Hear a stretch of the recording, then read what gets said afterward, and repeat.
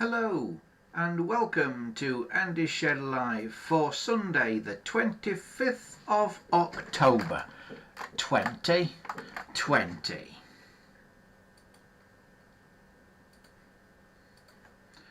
Hello everybody and welcome to the show for Sunday the 25th of October.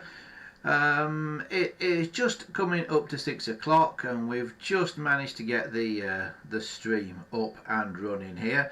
I see we've got 3 people in the chat room already. If you want to chat you can do, get on the YouTube live chat. It doesn't cost you anything. I absolutely promise you. I just got to get live chat mode on there, and there I think we should have it there. Right, hello, welcome to the show. It's getting towards the end of October, isn't it? Halloween next week, yeah.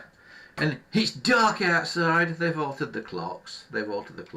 As you'll see, we are still here on YouTube this week. This is purely and simply because I've not had chance, not had time this week to sort anything out. But I have found a hack around how to stream on YouTube. I'll be telling you more about that as we go through the show today. See, Dominic's here in the chat room. Hi Dominic. And Fat Hobbit is as well. He says, glad to see you back on YouTube, Andy. Yeah, it's not by choice, Fat Hobbit. It's not by choice. But we are here. We are looking at finding some other ways to do the stream, but it's difficult because I'll explain a little bit more about it in a moment or two's time. Remember, if you want to get in touch with us here at the show, you can do. Here is the website. It's andyshed.corepress.net. You'll find a contact us form on there. If you've not contacted me before, you can contact me using the form that's on the website there, and you can find us on there. Okay. Oh, Paul Nolan's here as well. He says, hello, sorry I've not been on the chats of late. I work in the NHS and as you can imagine, things are busy. I've been enjoying the restoration videos though. Excellent, Paul. That's good. That's what we like to hear. I imagine it's probably fairly hellish in the NHS at the moment. And Dominic says he's slowly working on connecting up with the Bellset 26 he found, and he's connecting a 1945 GPO 232 phone up with the Bellset 26. Right, Dominic. So where's the induction coil? Is the induction coil in the phone, Dominic, in that? Because it's tricky sometimes. Sometimes you need a Bellset 25 and they're hard to find. It depends. The 200 series phones, some of them had the induction coil in the phone. Some didn't, some had it in the Bellset. As far as I can work out anyway. That's my experience from looking inside them. So yeah, you need to make sure you've got an induction coil in there somewhere, otherwise you'll be putting too many volts through the handset and that, and you could do some damage to the handset. He says the induction coil's in the phone, he believes, so it's probably like the one that I've got down here somewhere. Where's the one I've got down here? There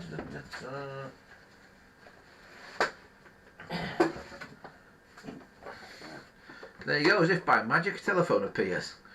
Is it anything like that one, Dominic? Hang on, I've got to get a camera set up for it at the minute. Yeah, is it anything like that?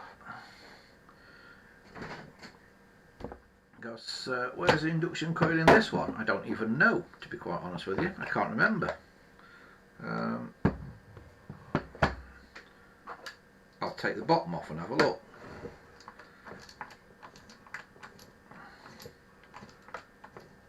Jimmy's here as well. Evening, Jimmy. I had this apart the other week. If anybody's watching the other week, you'll have seen me have this apart. Yes, it seems to have got the coil in there. Yeah, so you're good. You want a bell set 26 then. There's the induction coil in there.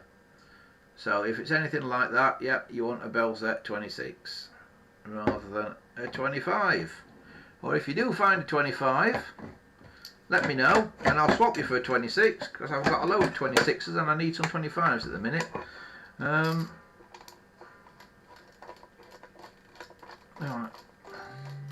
Alright, so we'll put that back together.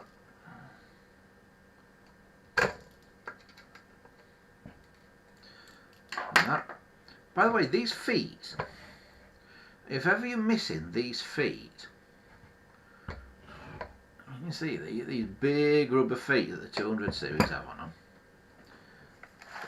Go to your friendly Wilco's if you're in the UK. Buy door stoppers. Now they're a little bit deeper. You have to slice a bit off the bottom, slice a bit off the fat end of them. You know, slice them about there, sort of thing. But then they're just about right to replace those feet if you slice sort of 1/4 of an inch off the bottom of them. I know they're white, but I don't know if you can get black ones as well. I think you can get black ones, or if not, paint them with acrylic paint. That's the way to do it. Or tyre black that you use on your car to do your tyres. Paint them with that, and it'll work. Now, Nick, this phone was refurbished in 1962 and has what appears to be a bit of line cord used for the handset cord. Bit of line cord used for the handset cord. So, do you mean just a bit of sort of plain plastic wire? Is that what you mean? What you're meaning by line? You're not meaning this as line cord, are you? Because this is what it should have. Really, this. You'll notice a problem with this handset. Can you spot the problem? Yes, it's not attached to the rest of it. Yeah. Yeah, I don't know why they would have done that. I don't know why. If it was sat on the bell set, there will also be a little bit of cord that went from the phone to the bell set as well, a very short bit. If it was sat on the bell set, if it was what they call a king, or what they now call a king pyramid, it's not an official name. It's just a name that people use now. That is, but you know, that's the 200 series. Go back under there if you can.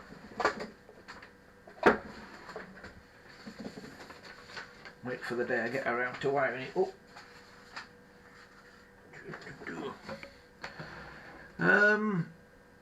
Yeah, so there we go. Right, I have had this week. I have had an email when I find it. Just bear with me 1 second.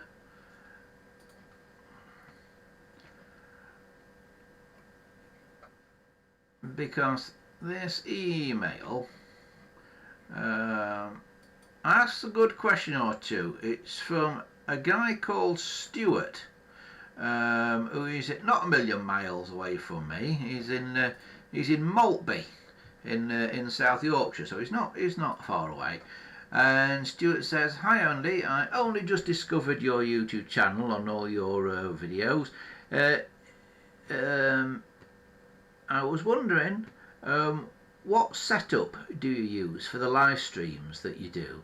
Is it a mixer or computer, and any other equipment you use, and what's the streaming service? I've got no idea, but would like to do a similar sort of thing myself. So any info would be gratefully received. Keep up the great work." Signed, Stuart in Maltby. Right, Stuart, I will go through it with you in just a second. I'll just check up on the chat. Dominic says, no, his phone doesn't have the braided cord, but one should be coming in the post, hopefully. Did you see the email I sent?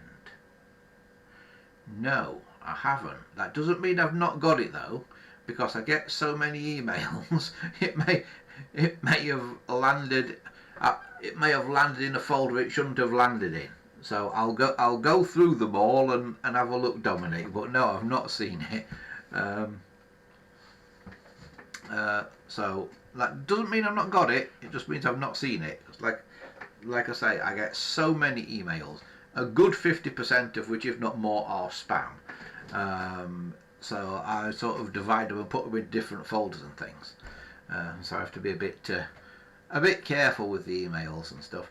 Right, what were we saying? I was talking about for Stuart how we do the live streams. Well, Stuart, I don't know if you're watching this or not tonight. Maybe if you are, maybe you can give us a shout out in the chat, because one of the problems with the chat, I only know if you're here if you actually say something in it. I don't see a list of people who are in the chat. I only see the names of people as they actually type something.